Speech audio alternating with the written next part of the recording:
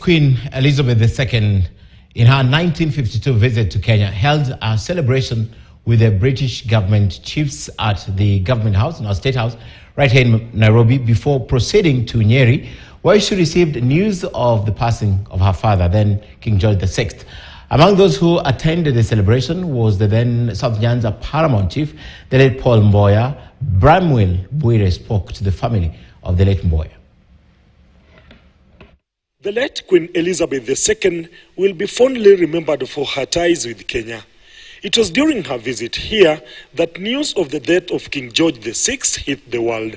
In Gendia village, Kendu Bay in Homa Bay County, we meet former Ambassador Daniel Rachonyo Mboya, the son of the late Chief Paul Mboya, who attended the then State House party by the Queen in 1952 and later attended the coronation ceremony in London. It was during his service as a chief in the British government between 1935 and 1946 and later as a member of Legislative Council that the late Chief Paul Mboya met the late Queen Elizabeth II.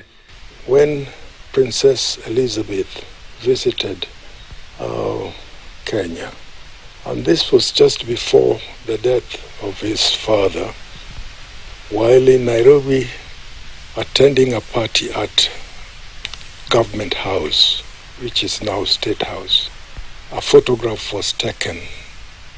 In 1953, when she was being coronated, my father and mother were invited to that coronation. He went, and on a return, he wrote a book. We went to coronation. It was after the two visits by the late Chief Paul Mboya to the Queen that a new district, a hospital and a number of schools that were later named after Paul Mboya were formed. Wazungu alimwambia, we enda ujenge town kule Kendu. Akakuja na hiyo town. Wale wase wakubwa wanasema kwamba hii town sisi panataka, ukiingia naye hapa hata wanawake anaweza kuenda. Kwa hivyo sisi hapa nataka hiyo town. Alafu akachukua hiyo maneno, kimbia mpaka Homa Bay. Akupata chief moja nyaetu Odoyo. Alikwambia Odoyo, mimi iko na kitu mzuri sana. Wazungu alipatia mimi town, lakini jamaa wa North Karachuonyo haitaki. Sasa tufanye namna gani? Odoyo alichukua hiyo town naitwa Homa Bay.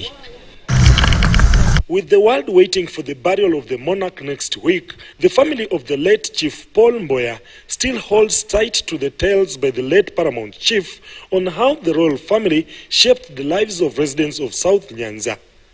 Bramwell Bwire, KTN News.